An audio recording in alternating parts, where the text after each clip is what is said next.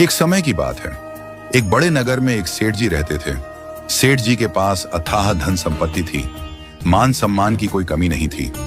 उनकी एक इकलौती बेटी थी जिसकी उन्होंने बड़ी धूमधाम से शादी की, एक प्रतिष्ठित और सम्मानित परिवार में। लेकिन दुर्भाग्यवश विवाह के कुछ समय बाद ही बेटी का भाग्य बदल गया। उसका पति जुआरी और शराबी निकला। धीरे धीरे उनके घर की सारी संपत्ति नष्ट हो गई।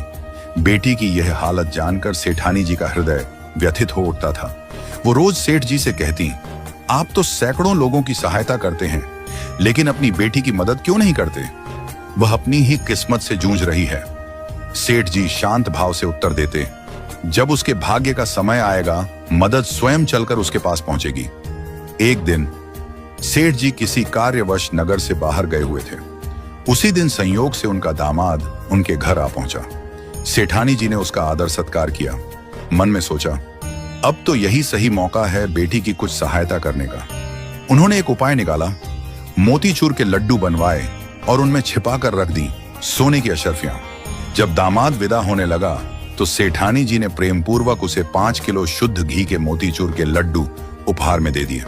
उनके मन में संतोष था, चलो बेटी की मदद किसी न किसी रूप में हो ही जाएगी।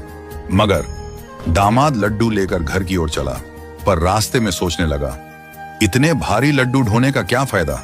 बेहतर है यहीं किसी मिठाई वाले को बेच दूं। उसने पास की मिठाई की दुकान पर जाकर वे सारे लड्डू बेच दिए और जो पैसे मिले वो जेब में रख लिए। उधर सेठ जी उसी दिन लौट रहे थे। रास्ते में मिठाई की दुकान पर रुके और लिए कुछ मोतीचूर के लड्डू खरीद ली। संयोगवश वही लड्डू सेठ जी को मिल गए जो कुछ ही समय पहले दामाद बेचकर गया था। सेठ जी लड्डू लेकर घर पहुंचे और हंसते हुए बोले, देखो भाग्यवान, आज मैं तुम्हारे लिए बाजार से ताजे लड्डू लाया हूं। सेठानी जी ने जैसे ही पैकेट देखा, उनकी आंखें हैरानी से फैल गईं। उन्होंने एक लड्डू तोड़कर देखा और भीतर से वही सोने की अशर्फियां निकली जो उन्होंने अपने दामाद के लिए रखी थी। वो माथा पकड़कर बैठ गईं। सेठ जी को रोते रोते सारा वृत्तांत सुनाया। सेठ जी मुस्कुराए और बोले, मैंने पहले ही कहा था भाग्यवान, जब उसके भाग्य का समय आएगा तो सहायता खुद चलकर उसके पास पहुंचेगी। देखो, न वो अशर्फियां उसके भाग्य में थीं और न ही मिठाई वाले के। इसलिए कहते हैं, भाग्य से ज्यादा और समय से पहले किसी को कुछ नहीं मिलता। इस कहानी से हमें क्या सीख मिलती है? जीवन में जो कुछ भी हमें मिलता है वह भाग्य और समय के अनुसार ही आता है। कभी कभी हम किसी की मदद करना चाहते हैं, लेकिन अगर उसका समय नहीं आया तो वह मदद उस तक नहीं पहुंचती। जैसे झूला जितना पीछे जाता है